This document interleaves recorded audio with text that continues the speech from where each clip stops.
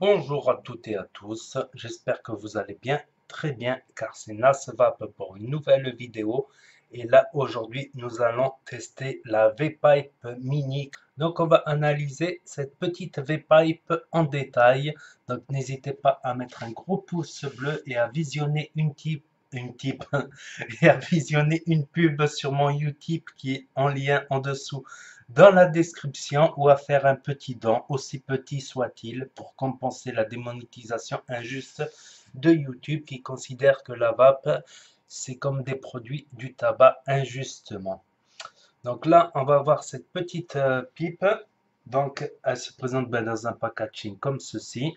Voilà, avec quelques spécificités au dos. Donc, on l'ouvre comme ceci. Et là, la pipe, elle est là. Bien sûr, elle n'est pas vissée sur la batterie. Et en dessous, ben, nous avons un câble USB et des gens de rechange, notice, garantie, etc. Donc, ils m'ont envoyé aussi des résistances de rechange. Donc, ces résistances de rechange, ben, ça se présente comme ceci, si j'arrive à les sortir. Ah non, j'arrive pas à les sortir. Elles sont bloquées. Voilà, j'ai réussi. Donc, elle se présente comme ceci. Donc, le tank ici, il est en PCTG. Donc, elles font exactement 1,5 ml de capacité et c'est des résistances en 1 ohm. Donc, ça, c'est du PCTG. Donc, c'est beaucoup mieux que le polycarbonate car il n'y a pratiquement pas ou très peu de migration de plastique qui vont dans le liquide quand ça chauffe. Et ça ne chauffe pas énormément non plus à 11 watts, 1 ohm. Voilà, et même il y a du chrome, donc c'est chromé ici. Donc je vous montre cette résistance, comment elle est faite. Donc c'est un pin 510. Voilà, c'est un pin 510 qui est dessus.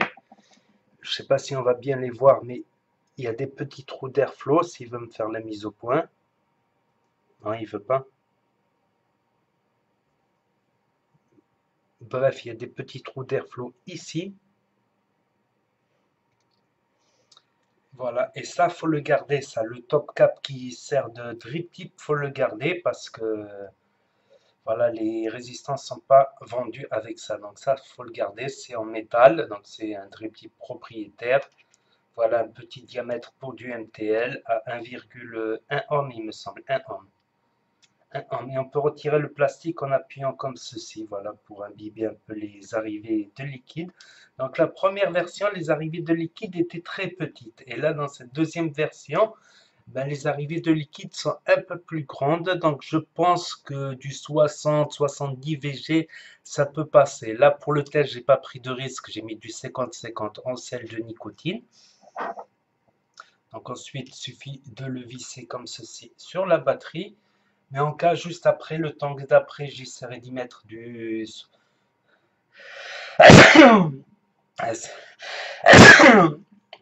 Excusez-moi, les sels de nicotine, ça me fait souvent éternuer, surtout à 20 mg.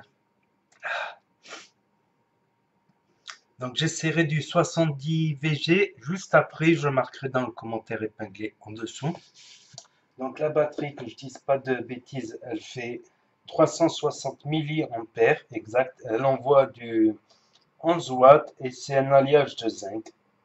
Voilà, avec des parties en chrome. Donc c'est à peu près tout.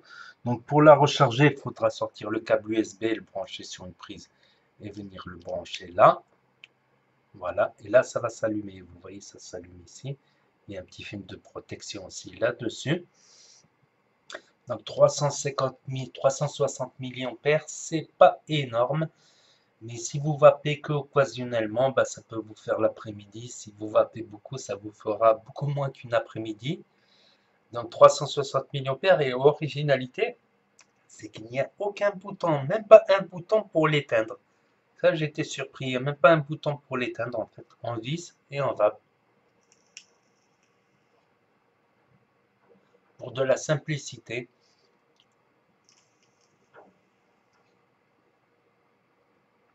Donc voilà, je crois que j'ai fini sur les aspects techniques là-dessus. J'espère que j'ai rien oublié. Donc quand on vape, ça s'allume aussi ici. Voilà, production de vapeur, vous la voyez. Niveau saveur, je vais dire c'est au niveau pod. Voilà, franchement, je pense que c'est en dessous d'un Nautilus ou d'un Zenith Innokin. Ça me fait même penser, vous savez à quoi? Aux cartouches CE4, Stardust, des trucs de ce genre-là. Mais niveau saveur, ça me fait penser vraiment à un petit pod à 1,5 ohm.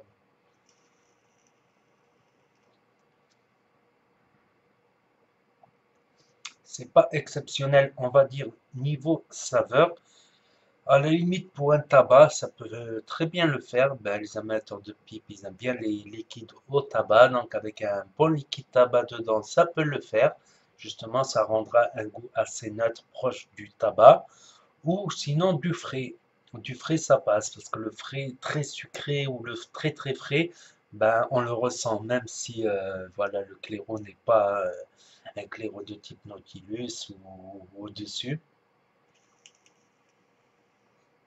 Voilà, sinon l'ergonomie, le poids, elle est assez légère.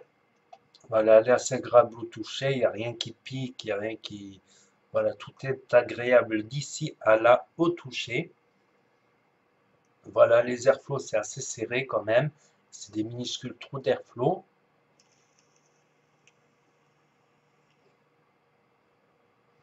Niveau saveur, c'est pas extraordinaire, mais on va dire ça fait le job pour commencer la vape ou un kit d'appoint pour mettre dedans du tabac ou quelque chose de menthe fraîche, ou un liquide assez fort. Ça peut faire l'affaire en kit d'appoint, en kit de secours. Voilà, c'est comme un stylo presque. Si, ça peut servir de stylo pratiquement. Donc voilà, niveau pod, en comparaison avec les autres pods, je vais dire, allez, une note de 7 sur 10, 8 sur 10, 7,5 sur 10, je vais dire. Donc voilà, pour moi, c'est pratiquement un pod.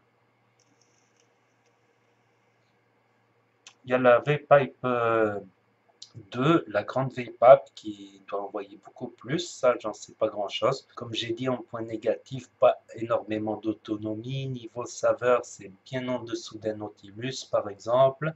Mais comme j'ai dit, ça peut faire le job pour commencer la vape, pour un tabac ou un mentholé, quelque chose comme ça. Ça fait le job.